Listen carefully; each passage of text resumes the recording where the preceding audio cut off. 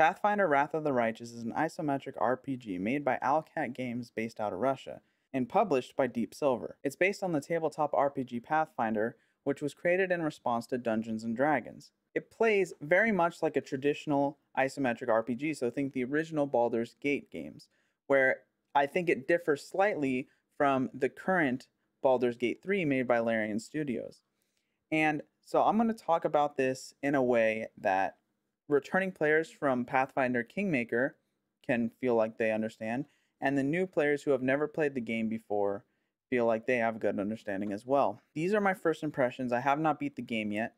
I will release a video going over the entire game once I finish it, so consider subscribing to stay tuned for that. But if you have never played Pathfinder Kingmaker, you don't need to worry, because these stories are completely separate and you don't need to play one to understand or enjoy the other. This game does have kind of a steep learning curve though, especially if you've never ever played a tabletop RPG like Dungeons & Dragons or Pathfinder. Basically, the first thing you're going to have to do is create your character based on a class and race. And depending on which class you choose, it can get very, very complicated pretty quickly. The game does have some things and tools in it to help guide you towards choices that make a lot of sense. But for the best builds, you're just going to have to play the game and learn it and get a really good understanding. But you will be able to complete the game and have a lot of fun without the best build in the game, so you don't have to worry about that too much. In a very general sense, the game acts like one of those traditional isometric RPGs with two kind of twists here. Number one is it gives you a macro level ability to control basically an army. You get to build up an army to fight back against the demons, essentially. And two is instead of having turn-based system like Baldur's Gate 3, it has this kind of pause play playability as well as turn-based, but I enjoyed the pause play playability, like real-time kind of stuff, because it allows you to remove some of the monotony that comes from those turn-based things, where in, say, Baldur's Gate 3, you have to choose your character and tell them who to attack every single turn.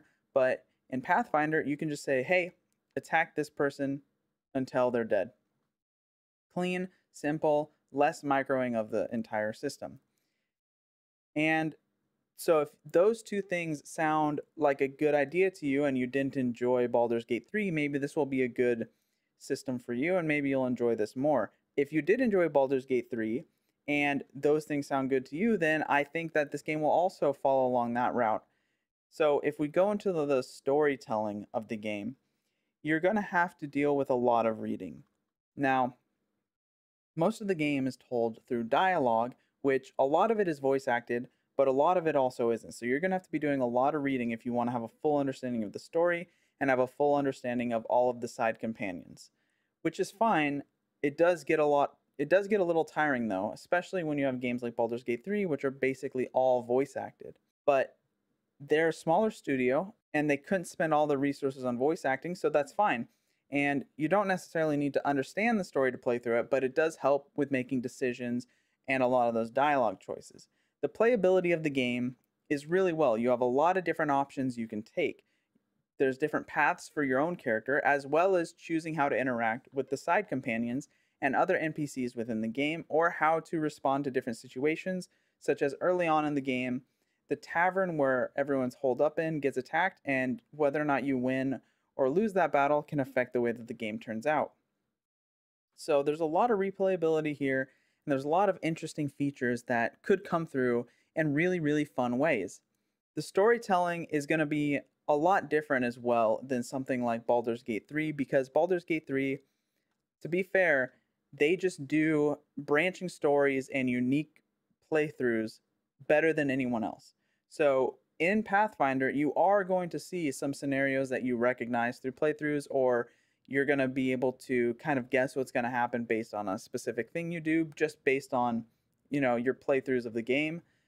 Whereas in Baldur's Gate 3, every playthrough is going to feel probably substantially different because their systems and their branching is just better. But that's fine. Pathfinder just has its own niches. Pathfinder, for example, has a lot of small individual maps. They don't have a map necessarily as big as anything in Baldur's Gate, at least none that I've seen yet, but they do have a lot of small individual maps that have a lot of stuff in them and that offer a lot of unique playability where you don't necessarily see that in Baldur's Gate 3. Now, Baldur's Gate 3, of course, is still in early access, and I've only played through the first act, which is basically the starting area and then the Underdark. So there's obviously going to be a lot more in Baldur's Gate 3, but as far as Pathfinder goes, there's a lot of different maps, and I mean a lot. Like, you're going to have like maps that you go to, really small maps with not much detail for just random encounters, and those assets will probably be reused often enough that you'll notice them. But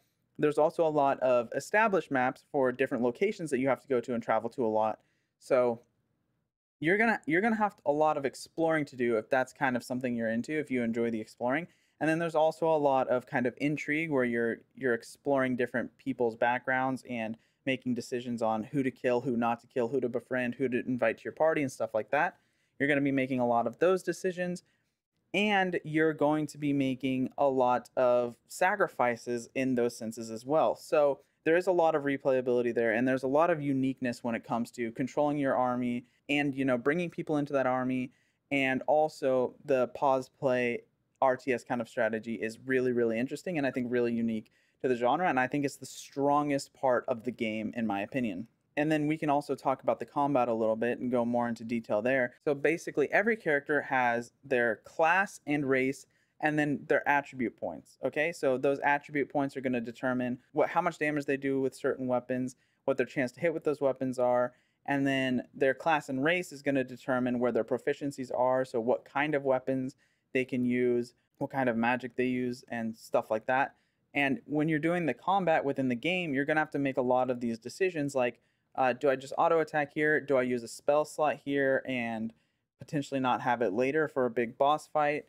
And do I heal here or do I use a health potion? You're going to have to make a lot of these decisions. And there's a lot that goes into the combat for this game. It's very, very in depth.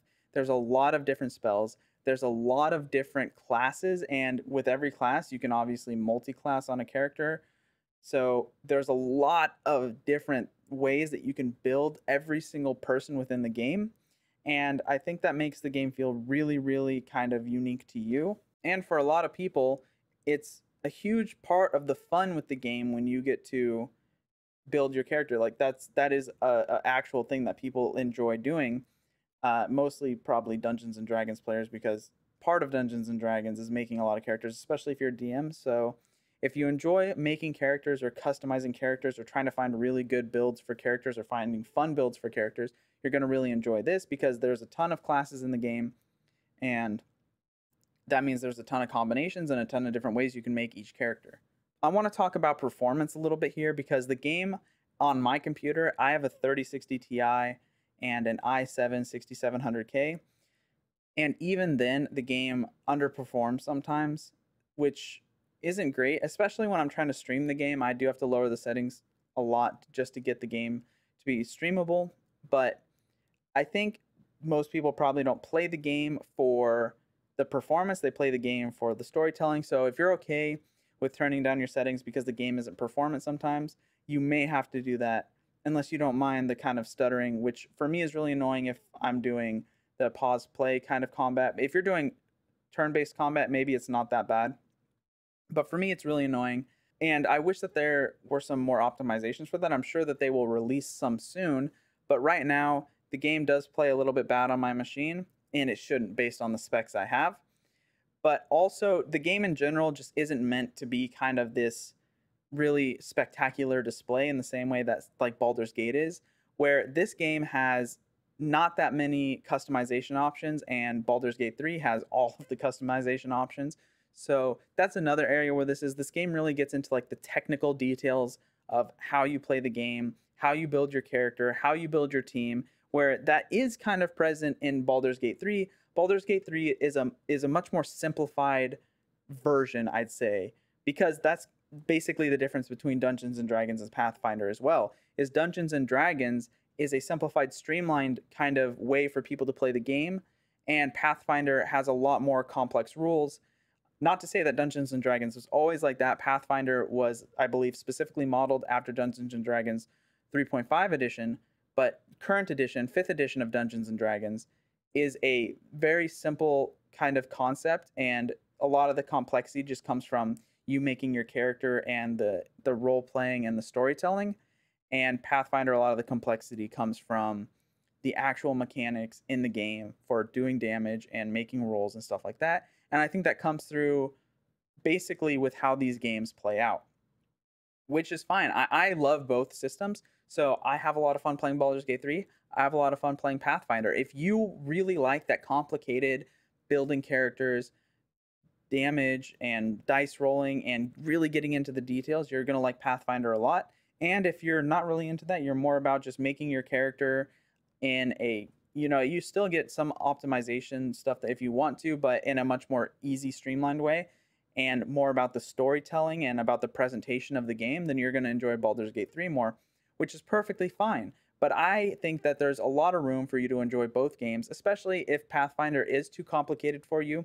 You can just turn the game onto easy mode, and then it doesn't matter. You just play the game through easy mode, and it doesn't matter how you build your character. You're going to do just fine. You're going to have a lot of fun just learning the story, though, like I said, you are going to have to do a lot of reading.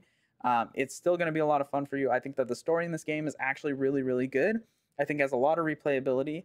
I do think that it's not as good as Baldur's Gate 3, but regardless, I think that it's told in a really compelling way, and it's makes you actually feel really good about your character. For me, I feel like when I'm playing Baldur's Gate 3, I'm not really playing me, I'm playing someone else. When I'm playing this game, I feel like I am playing me. So that is a small difference, because I think that the macro level stuff that they add in the game is really, really important. And there is a ton of different things to do in this game, where in Baldur's Gate 3, you're really just like, okay, go through the story, although the replayability is there. In this game, it's kind of like, okay, where do you want to go? How do you want to travel across this map?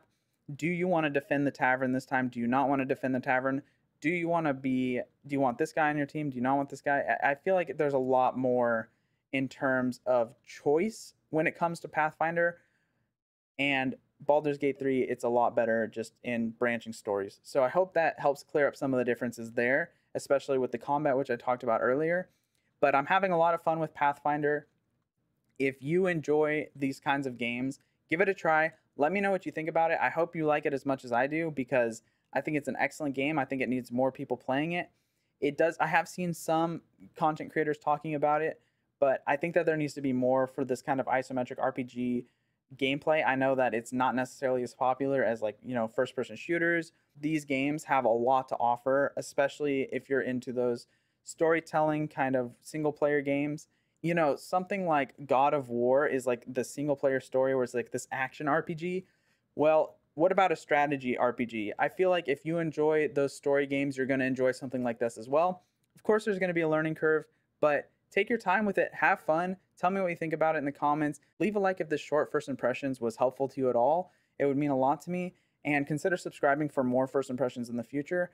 But if you have any more questions, ask me. I'll answer them down below. But that's all for the video. Thanks for watching. Peace.